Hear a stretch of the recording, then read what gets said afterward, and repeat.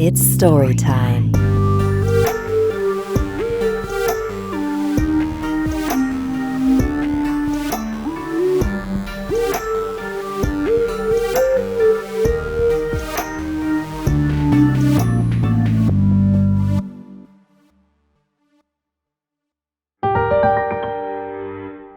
Chapter 1. The Sparrow Spirit. In March of 2019, I received a text from my mom. "It is the first Friday of Lent, and we found a pleasant surprise in our bedroom," she wrote. She sent a photo of a bird sitting on a lamp in their bedroom. "We are trying to capture it. It's a mystery how it got into our room," my mom's text continued.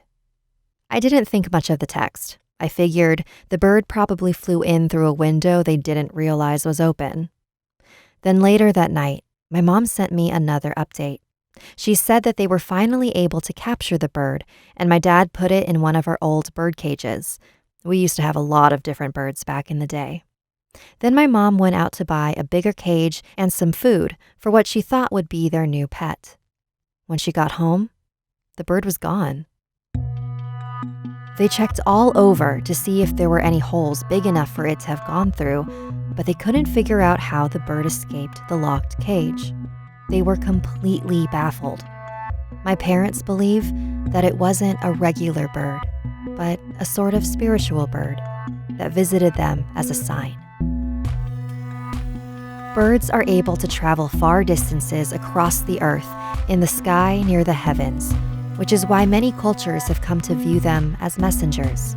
My dad is an avid bird watcher, and according to him, the bird was a tohi, which is a kind of sparrow. In Egyptian mythology, sparrows were thought to capture the souls of the recently departed and carry them up to the heavens. In Indonesian folklore, a sparrow flying into your home is good luck. But a sparrow could also be seen as a warning. Because they are usually surrounded by predators, they are always on high alert, and when they appear, they could be warning you to pay attention. When I was recollecting with my mom about this incident recently, I told her about the sparrow as an omen, and she said that if they had known this back then, they might have been more prepared for a minor accident that took place shortly after encountering the bird. Of course, there's the chance that this bird was simply a bird that they didn't realize was small enough to squeeze between the cage holes. Maybe there's nothing mysterious about this encounter at all. But ever since that visit, my parents have noticed a variety of birds entering and leaving their home. In fact, as I'm writing this script, my mom just texted me about a hummingbird that flew over to them as they were looking through a photo album and then flew back out. Growing up, we always had our doors closed to keep out insects, but now my parents leave the backyard door open for any birds to come and say hi if they please.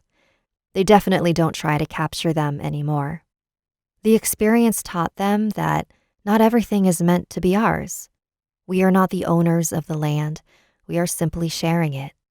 So even if it was a non-magical sparrow, it still delivered a message. To see a photo of the bird, visit storieswithsapphire.com.